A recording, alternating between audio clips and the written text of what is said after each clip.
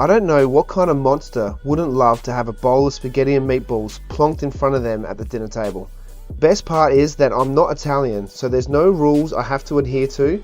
The only rule I have to stick to while developing this recipe is to make it delicious, and that's exactly what I've done. There's two parts to this dish, the meatballs and the sauce. Both are super easy to put together. There's just a couple of things to focus on to make this dish what it is, and I'll make sure to point them out as I go.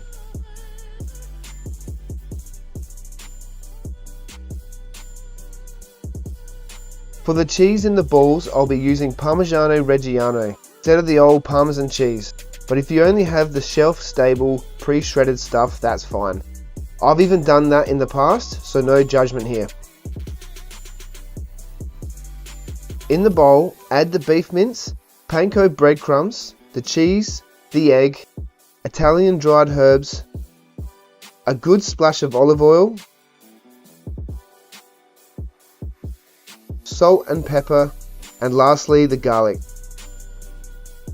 I'll put all the amounts in the description below.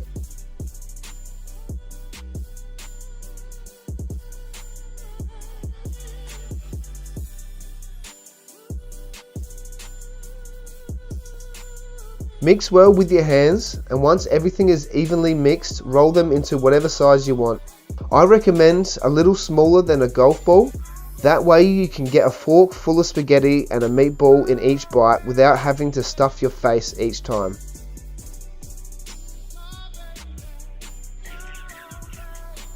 Put them on a plate and put aside while you prep the sauce ingredients. I've made this dish a bunch of times and a bunch of ways, and my favourite preparation is to blend the onion, garlic, carrot and celery after you have sauteed them. I find it makes for a much more pleasant texture while eating. So dice these vegetables fine, but don't freak out if it's not perfect. It's going to get blended up halfway through the cook.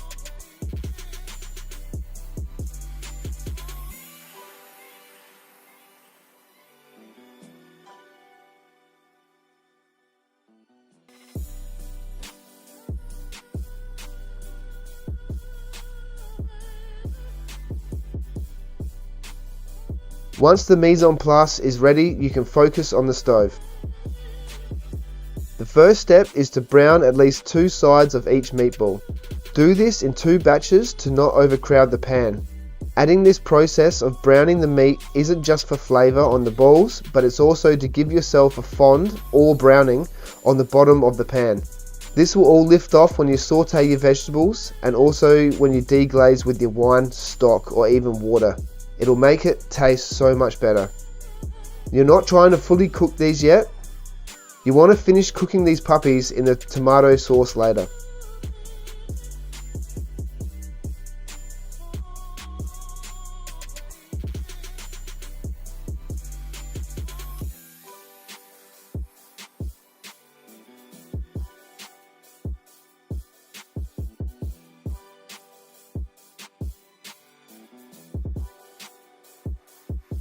Once that's all done, put them aside while you focus on the sauce. Saute your mirepoix, which is basically French for onion, carrot and celery, for around 10 minutes on a medium to low heat until they're softened.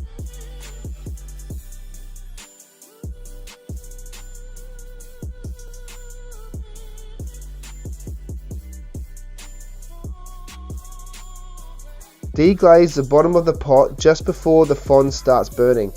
Either red or white wine will do, even stock or even water if you don't have any wine laying around. I'm not much of a wine drinker, mainly beer, so I buy cheap box wine and keep them in the pantry and use them as I need it. Once all the fond's lifted off, the veggies are soft and the wine has nearly completely reduced and evaporated, transfer to a blender. For ease of cleanup, price point and convenience, I suggest using a stick blender. If you don't have one yet, you can get them for like $10 at Kmart. They're super convenient and you'll be surprised how often you'll actually use one of these when you get one.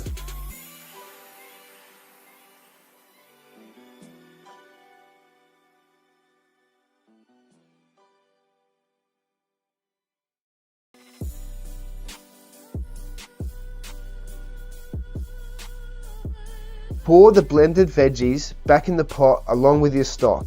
This is actually braising liquid that I'm using. I saved it from when I roasted a lamb neck to make mini gyros. Add both cans of tomato sauce, a tablespoon of dry herbs, a tablespoon of fish sauce, which is optional but highly recommended, especially when dealing with tomatoes. I'll run you through why in a later video. 1 tablespoon of Worcestershire sauce, 2 tablespoons of sweet chili, and don't forget, like I nearly did, your 2 tablespoons of tomato paste. Give it all a mix and get it to the boil. When it's at a boil/simmer, pour in your browned but not fully cooked meatballs. Now all the hard parts are done, and all that's left to do is for it to simmer, stirring this occasionally so it doesn't burn for at least 20 to 40 minutes if you have the time. I used a bit too much stock with this one, so I'm going to simmer this uncovered until it's reduced to my liking. You don't want this sauce to be too watery. If it is, just keep simmering and reducing until it's perfect. When preparing and plating, this is my favourite way. I spent my childhood eating pasta the good old Aussie way. Plain pasta with the bolognese or sauce dumped on top, and it wasn't until I got on my food journey that I realised how amazing this other technique is. Salt your pasta water with a couple of pinches of salt and cook the pasta how you would like. I'm definitely an al dente man, but everyone has their own preference. Read the instructions on the packet, and around 1 minute short of that recommended time, start pulling pieces out and tasting them for doneness. When they're just how you like it, strain the pasta and return it back to the same saucepan. Spoon in a couple of spoons of the sauce, stirring through to mix. This is just to coat your spaghetti. You're not plating it just yet, so just 2 spoons might even be too much. Try one, mix it, and see how you go.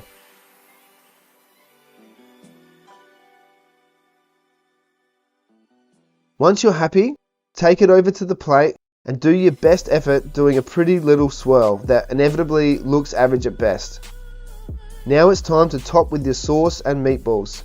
Give it a hit of Parmigiano Reggiano or the good old Parmesan cheese and garnish with some fresh herbs. I personally never have fresh herbs on hand. That's not my preference, that's just how it is. Once you start hoeing into this, you'll really see why I suggest this size of meatball. A fork of spaghetti and a cheeky meatball at the end in every bite. Cook this for yourself, your family, or for a date, and you'll definitely be fighting off the compliments among other things. Get around it, get it into you, and enjoy. Cheers, Iz.